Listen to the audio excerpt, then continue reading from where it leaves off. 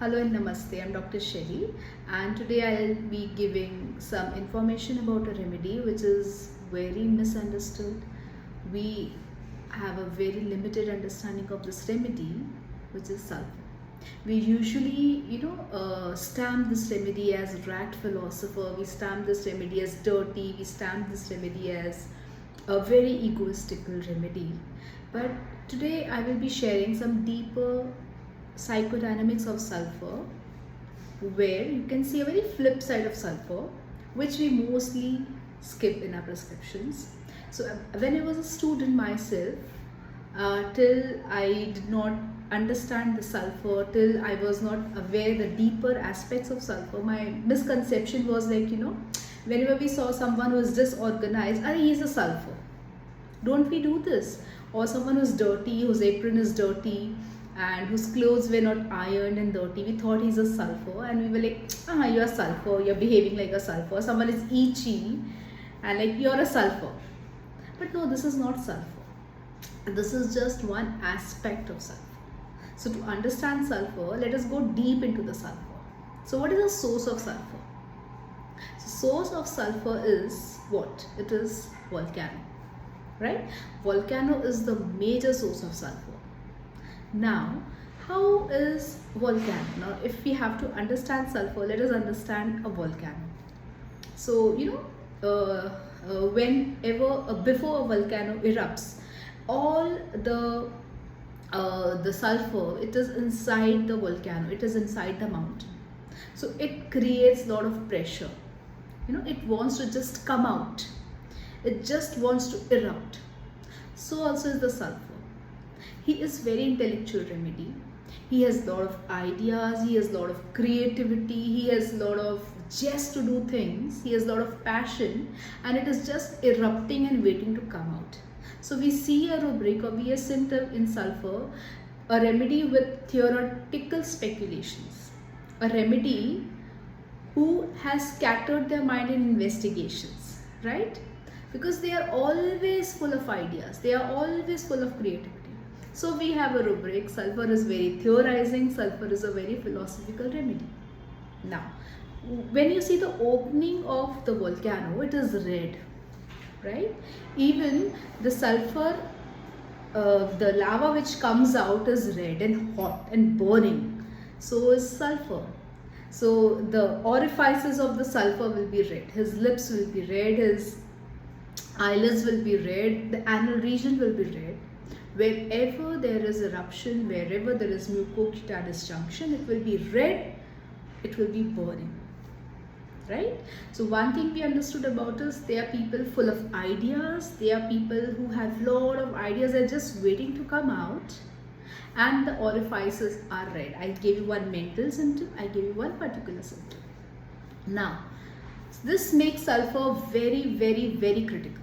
So we have a rubric, he is a very critical remedy. Why?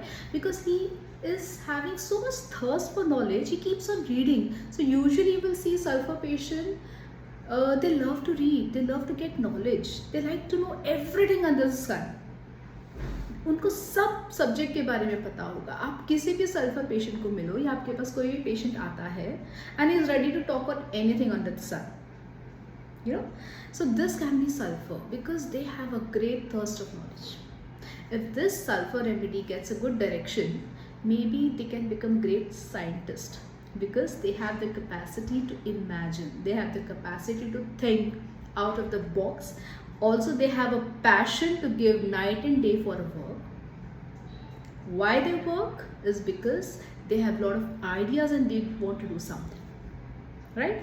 So because they have knowledge, everything under the sun, they are very critical. They know this is right, this is wrong, and they will always criticize, no, you're wrong, this is not the right thing.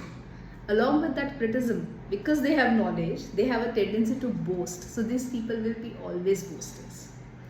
Now, a good amount of knowledge, a very theorizing mind, a good philosophical aspect make these people very egoistic. So these people can become very egoistic because they have an opinion, I know everything, I'm very creative. So this makes these people highly, highly egoistical. So we have a remedy sulfur who is egoistical. Okay, now these people are usually very confident whenever they come to your clinic, whether it's a child or an adult. They are usually very confident in the way they talk, in the way they have a good eye contact, in the way they express themselves, whatever it is. So sometimes, sulfur may be talking about anything. He must be talking about any creative ideas, out of the box things which a common person cannot understand maybe. So we term them as rag philosophers. This is the term how he got rag philosophers, because he'll talk about anything. He has so much of knowledge that he can talk about anything. So we say that they are rag philosophers. Right? So this is how a sulfur develops. He is a person very confident, full of ideas, he has a lot of knowledge. He is just waiting to take out his knowledge out, but he's not getting any opportunities. His orifices are red. They're very confident. But the other side is, they think. These people can become very lazy. The other side of the sulfur is, they can be very procrastinator.